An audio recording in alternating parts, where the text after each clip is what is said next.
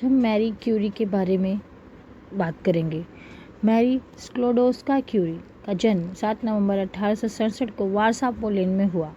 1911 में रसायन विज्ञान के लिए नोबेल पुरस्कार की एकमात्र विजेता थी। वह नोबेल पुरस्कार जीतने वाली पहली महिला थी और 2 अलग-अलग क्षेत्रों में पुरस्कार जीतने वाली वह एकमात्र महिला है।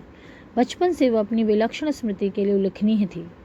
16 साल की उम्र में उन्होंने रूसी लीसी में अपनी माध्यमिक शिक्षा पूरी करने पर स्वर्ण पदक जीता, क्योंकि उनके पिता, जो गणित और भौतिक के शिक्षक थे, ने गलत निवेश करने के कारण अपनी बचत खो दी।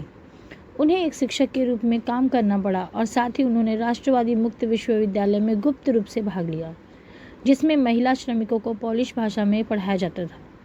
18 साल की उम्र में उन्होंने गवर्नेंस का पद संभाला, जहां उन्हें एक नाखुश प्रेम संबंध का सामना करना पड़ा। अपनी कमाई से वह पेरिस में अपनी बहन ब्रोनलिस्वा को मेडिकल पढ़ाई का खर्च उठाने में सक्षम थी। इस समय समझ के साथ कि ब्रोनलिस्वा बाद में उसे शिक्षा प्राप्त करने में मदद करेगी।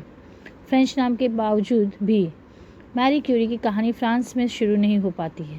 पेरिस और सफलता के लिए उनका रास्ता बहुत कठिन था। उनकी वैज्ञानिक उपलब्धियों के समान ही उनका पूरा जीवन संघर्ष प्रशंसा के योग्य है। 1867 में वारसा, पोलैंड में जन्मी मारिया सोलोमिया स्क्लोडोस्का को अपनी लड़की होने के कारण अपने परिवार की गरीबी के कारण कुछ कठिन बाधाओं का सामना करना पड़ा, जो उस समय की राजनीतिक उथल-पुथल से उपजा था। उनके माता-पिता गहरे देशभक्त थे और रूसी, ऑस्ट्रियाई और प्रशिया शासन से स्वतंत्रता के लिए अपने संघर्ष में अपनी मातृभूमि का समर्थन करते हुए अपना अधिकांश पैसा खो चुके थे। उनके पिता गणित और भौतिक के एक वरिष्ठ प्रोफेसर थे और उनकी मां रूसी कब्जे वाला वारसा में एक सम्मानित बोर्डिंग स्कूल की प्रधान अध्यापिका थी।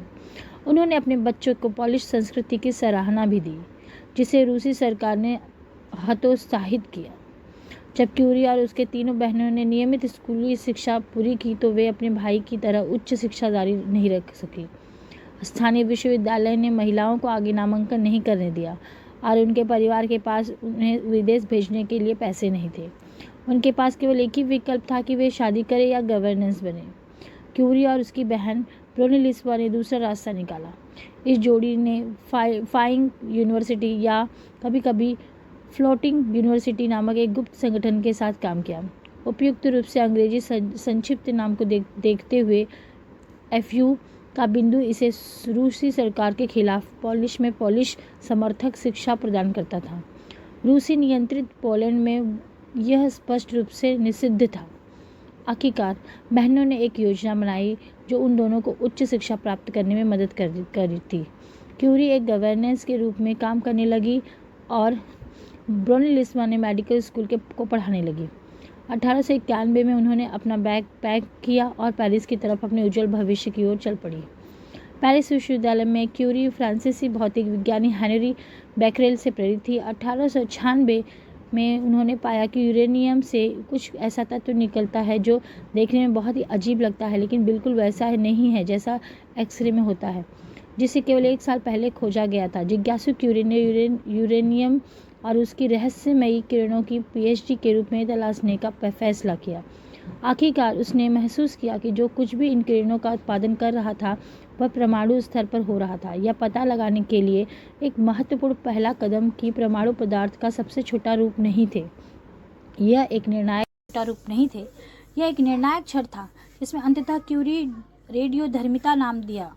लगभग उसी समय क्यूरी ने अपने फ्रांसीसी पति पियरे, एक कुशल भौतिक वैज्ञानिक थे, मुलाकात की और शादी की, जिन्होंने अपना खुद का काम छोड़कर अपनी पत्नी का साथ दिया और शोध में शामिल हो गए।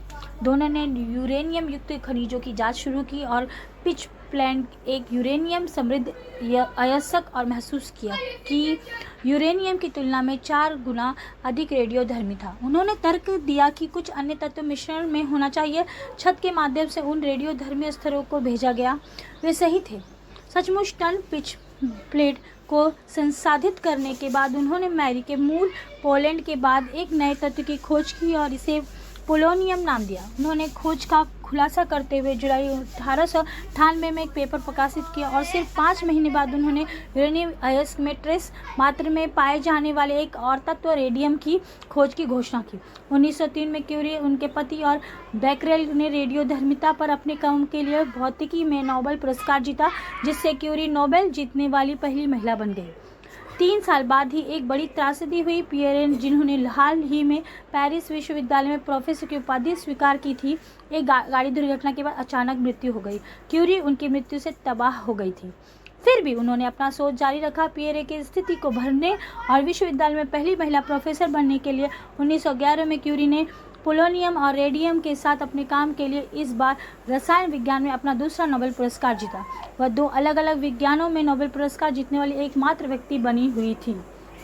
क्यूरी ने प्रथम विश्व युद्ध में दौरान फ्रांस के पहले सैन्य रेडियोलॉजी केंद्र का नेतृत्व करना और इस तरह पहली चिकित्सा भौतिक जीव विज्ञानी बनने के लिए पेरिस में रेडियम संस्थान की स्थापना से, जहां उन्होंने अपनी प्रयोगशाला, जिससे शोधकर्ताओं ने अपने स्वयं को नोबेल जीते, को निर्देशित किया, कई अन्य उपलब्धियां हासिल की।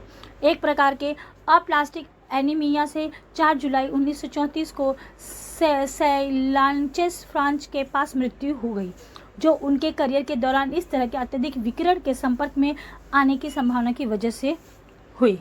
वास्तव में उसे मूल नोट और कागजात अभी भी इतना ज़्यादा रेडियोधर्मी है कि उन्हें लीड लाइन वाले बक्से में रखा जाता है और आपको उन्हें देखने के लिए सुरक्षात्मक कपड़े पहनने की आवश्यकता होती है।